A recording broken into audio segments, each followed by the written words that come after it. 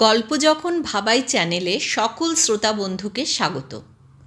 আজকের গল্প শীর্ষেন্দু মুখোপাধ্যায়ের শ্যামলাল ভাবছে। গল্প পাঠে আমি ইন্দু। গল্পটা ভালো লাগলে একটা লাইক দিয়ে চ্যানেলটাকে সাবস্ক্রাইব করার অনুরোধ থাকলো। তাহলে শুরু করি আজকের গল্প শীর্ষেন্দু মুখোপাধ্যায়ের শ্যামলাল ভাবছে।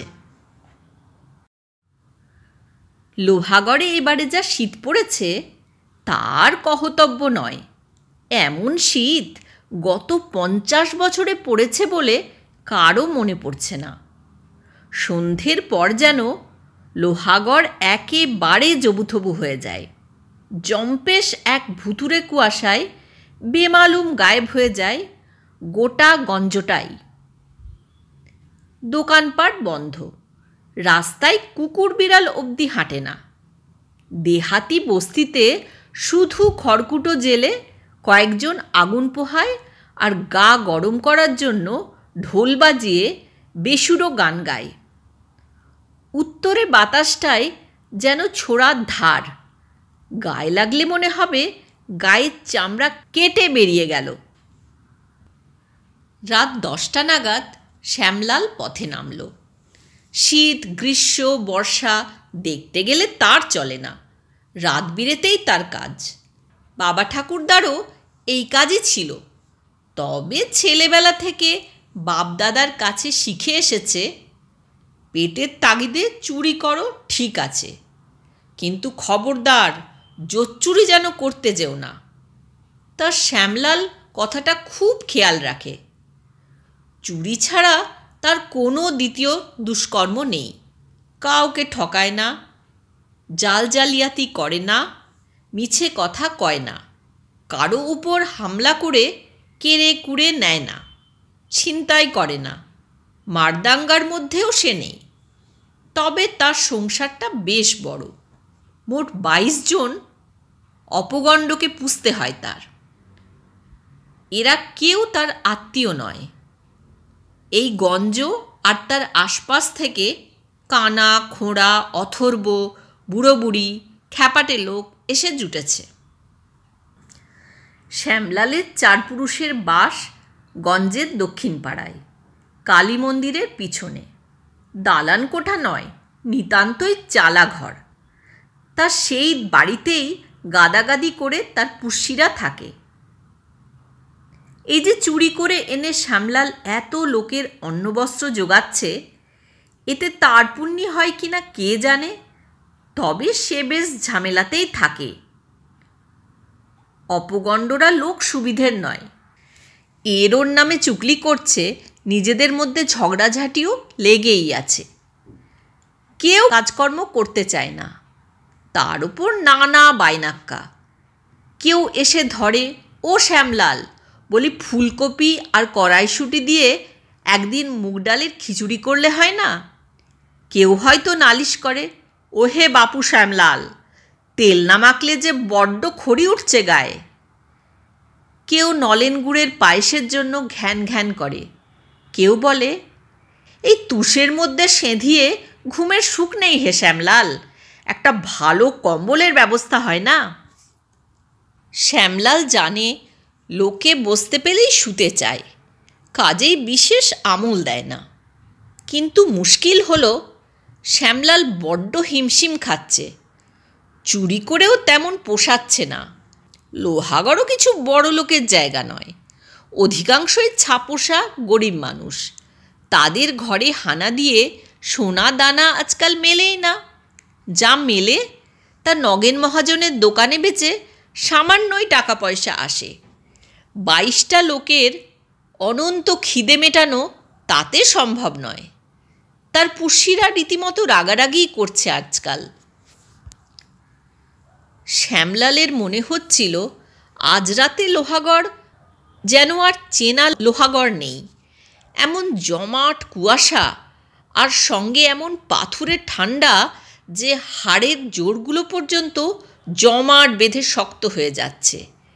শীতল বাতাসে চোখে জল জমে ঝাপসা হয়ে যাচ্ছে নজর। আজ কাজকর্মের 12টা বাজল। এমন রাতে কাজ কারবার চালানোই মুশকিল। রাস্তাঘাটগুলোর হদিশই পাচ্ছে না সে। লোহাগড়ের ভূগোল তার মুখস্থ, অন্ধকারেও দিব্যি গটমট করে চলাফেরা করতে পারে। কিন্তু আজ রাতে সে সবই গুবলেট হয়ে যাচ্ছে। ডান বাঁ উত্তর দক্ষিণ কিছুই আন্দাজ করতে পারছে না। শুধু কি তাই, বার দুই খন্দে পা পড়ে হুমড়ি খেয়ে পড়ার জো হলো তার। একটা গাছের সঙ্গে ধাক্কাও লাগলো জোর। শ্যামলাল একটু ভ্যাবাচাকা খেয়ে দাঁড়িয়ে ভাবতে লাগলো, এখন উপায় কি করা যায়। ছোট যন্ত্রপাতি ভরা ব্যাগটায় একটা ছোট টর্চবাতি আছে বটে, কিন্তু এই জমাট কুয়াশা ভেদ করার সাধ্যি টর্চবাতির নেই। তবু টর্চটা বের করে জ্বালতে গিয়ে দেখল ব্যাটারির জোর কমে যাওয়ায় টর্চবাতির আলো টিমটিম করছে। ঠিক এই সময়ে কাছে পিঠে কোথাও একটা কাশির শব্দ শোনা গেল। বুড়ো মানুষের কাশি। শব্দ যেন ডান দিক থেকে আসছে। কপাল ঠুকে ডান দিকেই সন্তর্পণে এগোলো শ্যামলাল। কাশির শব্দ মানেই মানুষ, আর মানুষ মানেই বাড়িঘর। কয়েক কদম এগোনোর পর ফের কাশির শব্দ শুনতে পেল সে। এবার বড্ড কাছে পিঠে।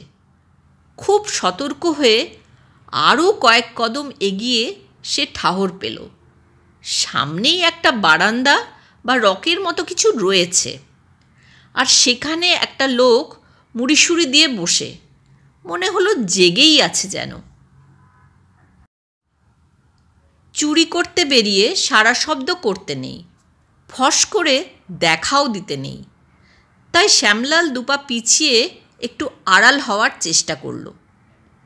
কেশো লোকটা হঠাৎ বেশ মোলায়েম গলাতেই বলে উঠল, শ্যামলাল নাকি হে? শ্যামলাল গঞ্জের সবাইকেই চেনে, কিন্তু গলা শুনে এই মানুষটাকে তার চেনা ঠেকল না। তবে গলা খাঁকারি দিয়ে বলল, আগে আমি বটে। তা বাপু এত দূরে দাঁড়িয়ে কেন? কাছে এসো, দুটো কথা কই। শ্যামলাল মাথা চুলকে বলল, আগে কথা কইবার কি ফুরসত আছে কর্তা? আমাদের খেটে খেতে হয়। বাপরে, বড় কাজের লোক দেখছি। শ্যামলাল একটা দীর্ঘশ্বাস ফেলে বলে, আগে কাজের লোক আর হতে পারলুম কই, তবে টিকে থাকার চেষ্টা তো করতেই হয়। ডোবার আগে লোকে তো হাত পা ছোড়ে, ঠিক কিনা বলুন? অতি ঠিক কথা। তবে কিনা ঠিকমতো হাত পা ছুটতে জানলে ডুবে মরার ভয় থাকে না। আনাড়ির মতো হাত পা ছোড়াটা কাজের নয় হে। সে কথা সত্যি।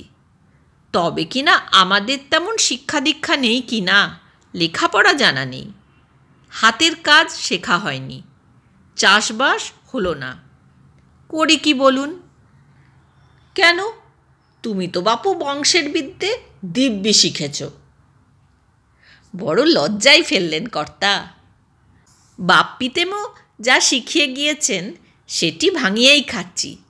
চুরি করা মহাপাপ, তাও জানি, কিন্তু গরিবের কি আর পাপ পুণ্যি বলে কিছু আছে? ও বাবা, জ্ঞানের নাড়ি যে দিব্যি টনটনে, তা বাপু গরিবের কি কি থাকতে নেই তার একটা লিস্টি করে আমাকে দাও তো। কিছু ভুল বললাম নাকি কর্তা? তা মুখ্য সূক্ষ্ম মানুষ, ভুল হতেই পারে। মুখ্য তো ভালো কথা হে, কিন্তু আহম্মক কি ভালো? একটু ভেঙে বললে সুবিধা হয়। আপনি তালেবর লোক বলেই মনে হচ্ছে। আমি বোকাশোকা মানুষ, ষাটের কথা ঠিক বুঝে উঠতে পারি না। ষাটের কথা কইছি নাকি? সোজাসুজি তো বললুম যে তুমি একটা আহম্মক।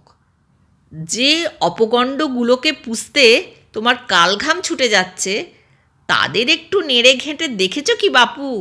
তোমার ঘাড়ে বসে খাচ্ছে, কিন্তু কার কি মতলব তা জানো?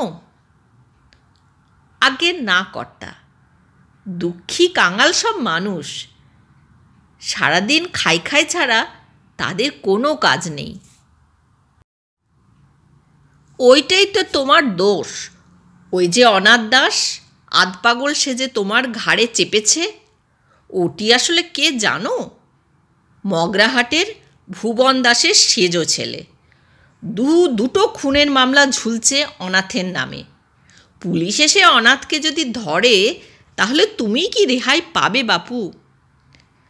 তারপর ওই সুখেন সরখেলের কথাই ধরো। সুখেন সোজা লোক নয়, জাল জচ্চুরিতে পাকা হাত। নবীন চৌধুরীর আরকাঠি হিসেবে নানা ফন্দিপিকির এঁটে বেড়ায়।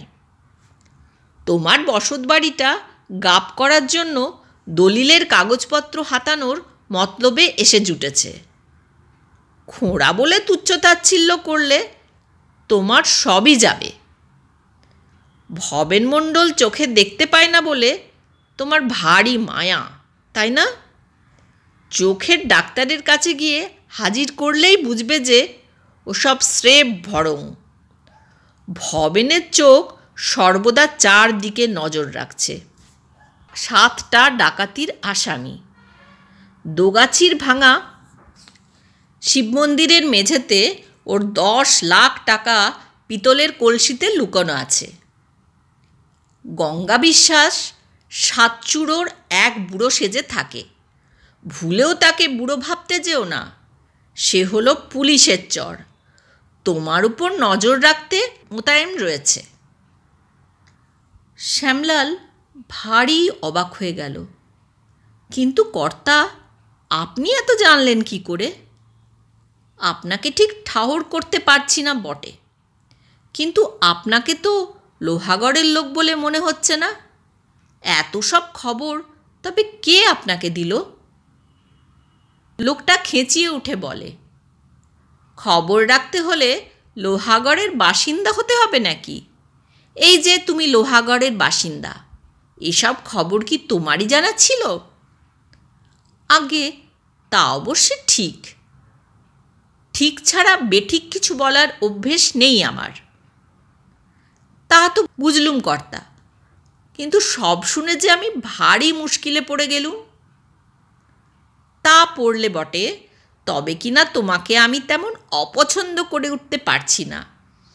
বুদ্ধির দোষ থাকলেও তুমি মানুষটা ভালো, আর সেই জন্যই মাঝরাতে থাবা গেড়ে বসে আছি ভাঙা কেল্লার ফটকের পৈঠায়।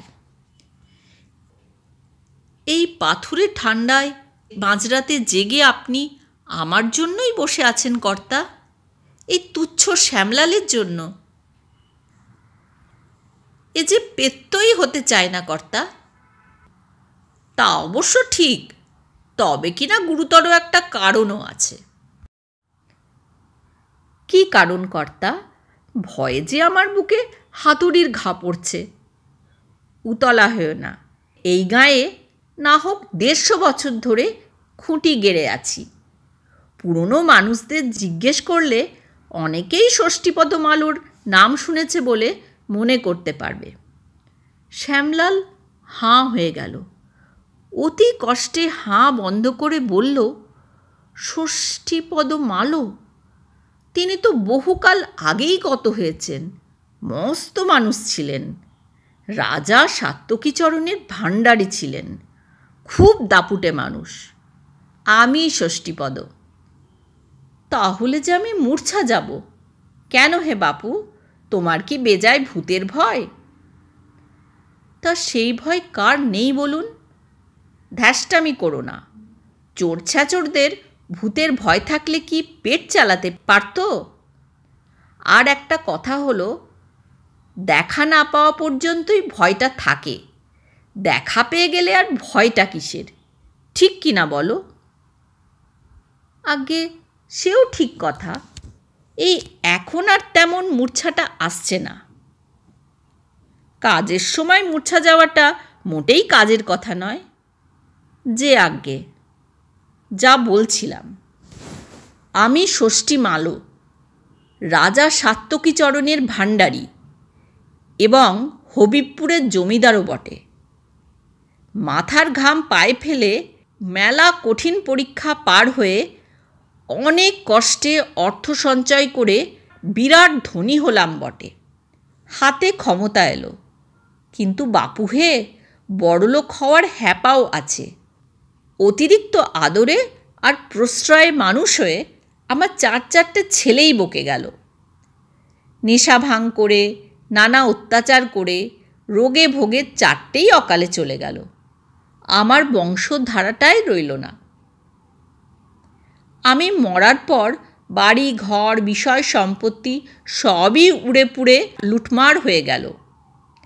তা গিয়েছে যাক, কিন্তু 150 বছর ধরে বসে বসে আমি শুধু ভাবছি, বেঁচে থাকতে তো ভালো কাজ কিছু করিনি, শুধু প্রজা ঠেঙিয়েছি, রাজকোষ থেকে সোনাদানা হাতিয়েছি, যত পারি লাভ লোকসানের হিসেব করেছি।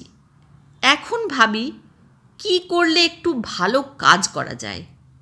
শ্যামলাল উৎসুক হয়ে জিজ্ঞেস করল, তা ভেবে কিছু পেলেন কর্তা? ষষ্ঠীপদ শখেদে বললেন, না হে বাপু, 150 বছর দিনরাত ভেবেও কিছু কুলকিনারা করা গেল না। কখনো ভাবি সব গরিবকে বড়লোক করে দিলে হয়, কখনো ভাবি বড়লোকদের গরিব করে দেওয়া দরকার, কখনো মনে হয় দুনিয়া থেকে সব পাপিতাপিদের লোপাট করে দেওয়া দরকার। আমার সন্দেহ হয়, ভগবান যে পাপিতাপি সৃষ্টি করেছেন তারও তো একটা প্রয়োজন থাকতে পারে নাকি? এই দোটানায় আর মন স্থির করা হয়ে উঠল না। আমার মনের কথাটি কইলেন কর্তা, কোনটা ভালো কোনটা মন্দ এ আমার বড্ড গুলিয়ে যায়। বাপু শ্যামলাল, এই বাঘা শীতে মধ্যরাতে তোমার জন্য খাপ পেতে বসে আছি কেন জানো? আগে কেন? এই যে কেল্লার ফটকের বাইরে পৈঠায় বসে আছি, এই পৈঠার নিচে 7 মণ সোনা পোঁতা রয়েছে, 7টা সোনার কলসিতে। পৈঠা ভেঙে ফেলে তলায় 2 ফুট গভীর গর্ত করলেই হবে। উরি বাস, বলেন কি? ভেবে দেখলাম শ্যামলাল লোকটা যখন ভালো, তখন এই সোনাদানা দিয়ে সেই ভালো কাজ করতে পারবে।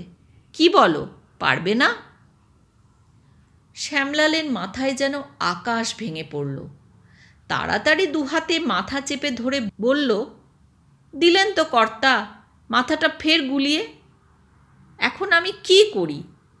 ভালো মন্দ তো ফের গোলে হরিবোল হয়ে গেল। আহা, তাড়াহুড়োর কিছু নেই, বসে বসে ভাবো, ভাবতে থাকো। ভাবতে ভাবতে ঠিক একদিন ভালো আর মন্দের একটা আন্দাজ মাথায় এসে পড়বে। আমি শুধু জানি সোনাদানা দিয়ে ভালো কাজ করা খুব কঠিন। কঠিন বলে কঠিন, শ্যামলাল সেই থেকে 6 মাস ধরে ভাবছে, ভেবে ভেবে এখনও কোনো ফয়সালায় পৌঁছতে পারেনি। তবে সে ভুলক্রমেও ওই গড়ের ফটকের পৈঠার কাছে যায় না। 7 মণ সোনা বড় সর্বনেশে জিনিস। ভালো মন্দের হেস্তনেস্ত না হলে ওই সোনায় হাত দিয়ে মরবে নাকি? তবে হ্যাঁ, শ্যামলাল ভাবছে। এতক্ষণ শুনছিলেন শীর্ষেন্দু মুখোপাধ্যায়ের গল্প শ্যামলাল ভাবছে।